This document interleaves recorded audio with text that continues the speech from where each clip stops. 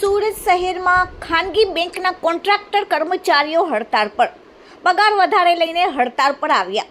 છેલ્લા 7 થી 8 વર્ષથી પગારમાં વધારો થયો નથી।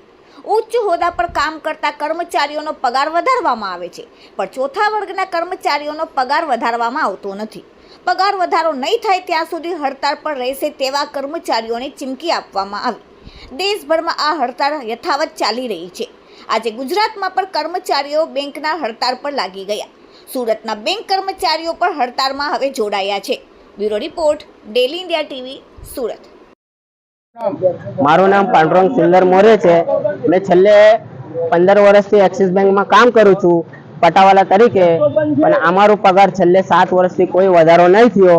સરકાર ઉપરથી બેંકને ડીએ ઇન્ક્રીઝનું બધું જ સર્ક્યુલર આપેલું છે, પણ અમારે ત્યાં કોઈ પગારમાં વધારો નહીં થયો અને અમે આ ઓલ ઇન્ડિયામાં હડતાલ ચાલે છે। સુરત, બરોડા, અમદાવાદ, ઓલ ગુજરાત, મધ્યપ્રદેશ, ગોવા બધી જગ્યાએ હડતાલ ચાલે છે। અમારો પગાર વધાવો ત્યાર લગીને અમે હડતાલ આવી રીતે ચાલુ રાખશું। કેટલા સમયથી તમારો પગાર નહીં? અમારો પગાર છેલ્લે 7 વર્ષથી વધ્યો નથી। પગાર 1 રૂપિયાનો બી વધારો નહીં થયો। અમે જૂના એમ્પ્લોય છે બધા। અમે 12-13 વર્ષ કામ કરીને શું મતલબ છે? અમે બેંકને આટલો સમય આપે છે, પણ તમે પણ અમારા ઉપર ધ્યાન આપો। અમે એમ કહે છે તમે એમ્પ્લોયનો પગાર વધારશો, પણ પટાવાલાનો કોઈ 1 રૂપિયાનો પગાર વધારો નહીં થયો। અમારી માંગ એવી છે કે તમે પગાર વધારો અમારું, તો જ અમે કામ પર આવશું। અમે કામ પર આવશું પણ કામ નહીં થશે।